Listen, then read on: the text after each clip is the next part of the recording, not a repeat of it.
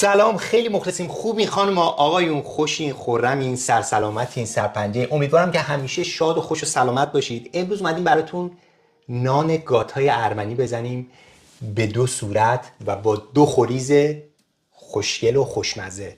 واقعا متفاوته، هم خمیرش هم خوریز داخلش. بزن بریم بعد تهیه‌اش. امروز اومدیم دیگه هرچی داریم و نداریم و در معرض اخلاص بزنیم براتون. با ما همراه باشید. دوستان، موادی که میخوایم بزنیم برای این گاتا، برای 4 تا گاتای متوسط با 2 مدل خوریز متفاوته. پس مقدار مواد رو یه ذره من بیشتر میگیرم که گاتاهای بیشتری به ما بده. بریم برای شروع. 500 گرم شیر داریم، میریزیم. شیر باید به دمای محیط رسیده باشه، چه بهتر. 20 گرم مایه خمیر و شکر به اندازه 80 گرم شکر داریم. اینو من میریزم توی ماشین و با یه دونه همزن اینجوری من اول همش میزنم. کاملا مطمئن بشید که دونه های خمیر ترشتون کاملا حل میشه داخل شیر، چون که شیر یه ذره چربه، یه ذره دیرتر حل میشه. اینجا من 4 تا تخم مرغ دارم. 2 تا تخم مرغ رو کامل میندازم توی مایه. 1 و 2.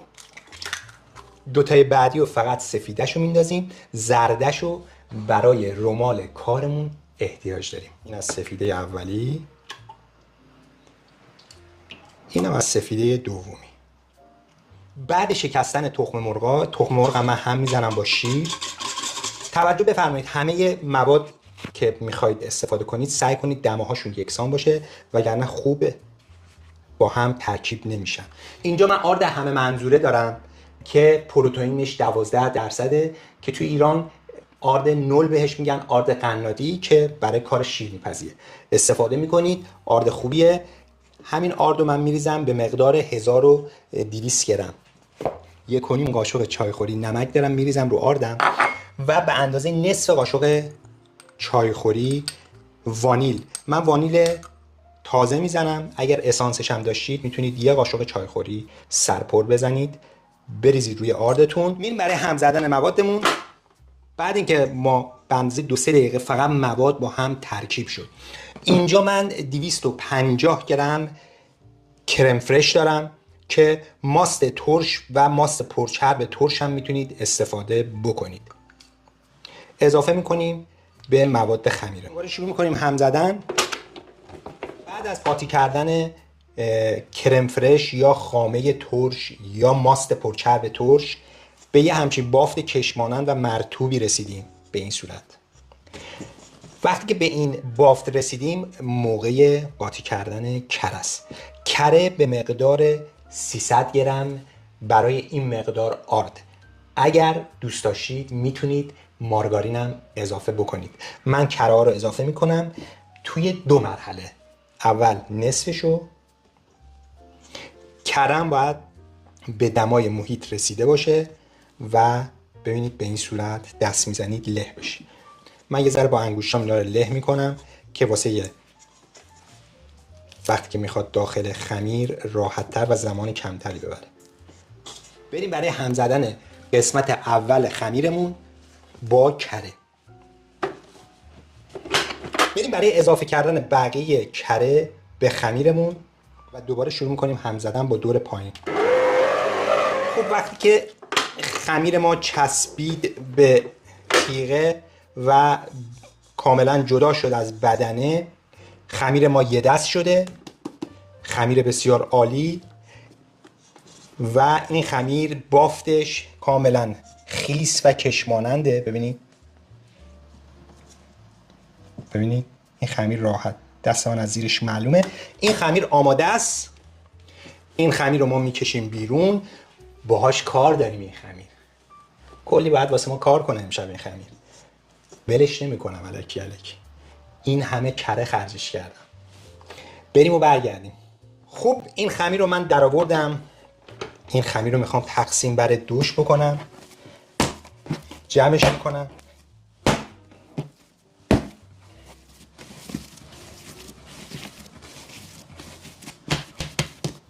به صورت چشمی تقسیم بر دوش میکنم.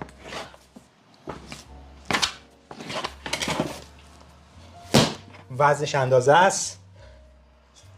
نصف خمیر رو من میندازم توی خمیر همزن و به اندازه 2 تا قاشق غذاخوری زعفرون دم کرده. به به. میریزم با خمیرم هم میزنم. این خمیرم خمیر زعفرونی گاتا.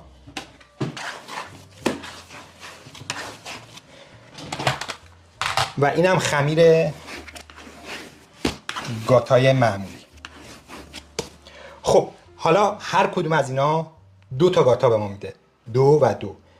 2 تا خمیر زعفرونی، 2 تا خمیر ساده که هر کدوم 2 مدل خوریز میخوره وسطش. من اینا رو تقسیم بر 2 میکنم. اینم تقسیم بر 2 میکنم. اینا رو من گرد میکنم و من یه وزن بکنم یه زمانی کم فروشی نکرده باشم. این 660، اینم 660 70 تقریبا. خمیرا رو من چونه گرفتم، میذارمشون داخل یخچال به خاطر کره‌ای که توشه. اگه بخواید بذارید بیرون ممکنه موقع باز کردن خمیر یه ذره به مشکل بخورید. پس مدت طولانی تر میذاریم داخل یخچال چون که کره داخلشه و اکتیو شدن پودر خمیر مایع یه ذره دیرتر اکتیو میشه. پس مقدار استراحتش تقریبا با خمیرهای دیگه فرق میکنه. 2 ساعت بره داخل یخچال، برگردیم ببینیم میخوایم چیکار بکنیم. دوستای عزیز، زمانی که خمیرتون داره استراحت میکنه داخل یخچال میتونید خوریزای گاتاتون رو بزنید. خوریزی که من زدم، خوریز اولم پودر قند و آرد و وانیل و کره و خوریز دومم گردو و پودر قند و وانیل و کره و رمال کارم که اینجا گذاشتم 2 تا زرده تخم مرغی که از قبل کنار گذاشتیم و 1 قاشق چایخوری خامه ترش یا میتونید ماست پرچرب استفاده بکنید. با زرده تخم مرغتون هم بزنید، با کمی وانیل برای رمال کار استفاده میکنیم. میزان دقیق این خوریزا داخل دیسکریپشن ما براتون میذاریم، شما میتونید برید بزنید و حالش ببرید. من یه مدل باز کردن گاتا رو به صورت حرفه‌ای به شما میگم که چجوریه و خیلی هم کار راحتیه، اصلا سخت نیست. این روی خمیره، این داخل خمیره. پس از روش میره روی میز، یعنی برمیگرده خمیرمون و میز من یه ذره آرد زدم. این خمیر به صورت نرمال یه ذره دست اینجوری میزنید، خیلی کم. الان قطر خمیرمون 2 سانت تقریبا. خب اصلا بازش نمی کنیم. این خوریزی که من زده بودم به صورت خمیری شکله. خب اینو من به صورت یه همبرگر باز میکنم، به همین راحتی میذارم وسط خمیر گاتا. خمیر گاتا رو اینجوری به این صورت میکشیم میاد بالا. ببینید اینجوری چینش میدیم. از این ور که چین دادید این ورم میکشید میاد بالا، چین میدید. اینجا که چینا رو هم جمع شد اینا رو میبندید به هم. چینا رو خیلی راحت به صورت بقچه اینا رو گره میزنید. 2 تا تقه میزنید روی خمیرتون که اینجوری باز بشه. خمیر که تا این حد باز شد مطمئن شدید اینا دوخته شده به هم کاملا. سینی فر رو میارید، خمیر رو برمیگردونید روی سینی فر به همین راحتی و اینجا شروع میکنید خمیرتون رو باز کردن و فشار دادن به خمیرتون و اینجا خوریزم همزمان وسط خمیرتون داره باز میشه. سایزش هم بستگی به خودتون داره که چقدر میخواین باز کنید. زیادم باز نکنید که پوستش نازک میشه و اذیت میکنتتون. به همین حد، به همین راحتی، اصلا کار سختی نیست. خیلی ها فرارین از فقط باز کردن گاتا و بستن گاتا، ولی خیلی با این روش راحته. روشو من رمال کاری میکنم. به هر مدلی هم که دوست داشتید میتونید با نوک چنگال به گاتاتون فرم بدید. من به این صورت اینو فرم میدم.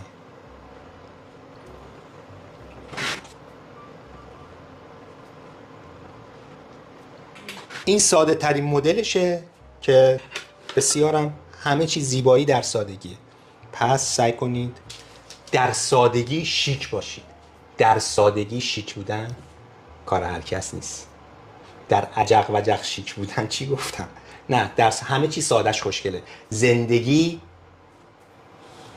وسطش قشنگه، نه بالا نه پایین، فقط وسط. بریم بزنش تو فیلم چیکار کردیم. چرت و پرت زیاد میگم، من گوش نکنید. دوستان دو تا نکته هستش برای قبل از اینکه گاتاتون رو انتقال بدید داخل فر. حتما قبلش سوراخ بکنید با یه چیز نوک‌تیز روی خمیرتون که باعث میشه که هوا بره و خوریزتون بیرون نزنه و پف نکنه الکی خمیرتون. و دومین نکته اینی که قبل از اینکه برید داخل فر یه 20 دقیقه نیم ساعت بذارید داخل سینی فر گاتاتون استراحت بکنه و بعد برید داخل فر. گاتاتون خوشمزه تر و خوشگل تر میشه. بریم بزنیم داخل فر. دمای فر 180 درجه سانتیگراد، فر بالا پایین همزمان روشن و به مدت 30 دقیقه. داشت میفته، نشیخی کردم. خانم آقایون تو خونه 5 دقیقه آخر من در فر رو باز میکنم اگه ایشون اجازه بده. شروع میکنم کره و عسل و من اینجا آب کردم میزنم روی گاتام. نمیدونید چی کارش میکنه. بسیار زیباش میکنه.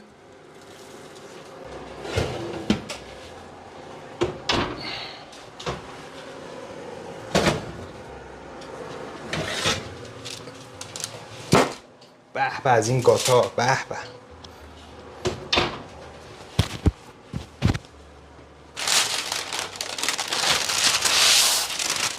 خب گاتاهای ما هم تموم شد. به قول ارمنیا پاپوک پاپوک، یعنی به خدا وجدانن از این بهتر نمیشه.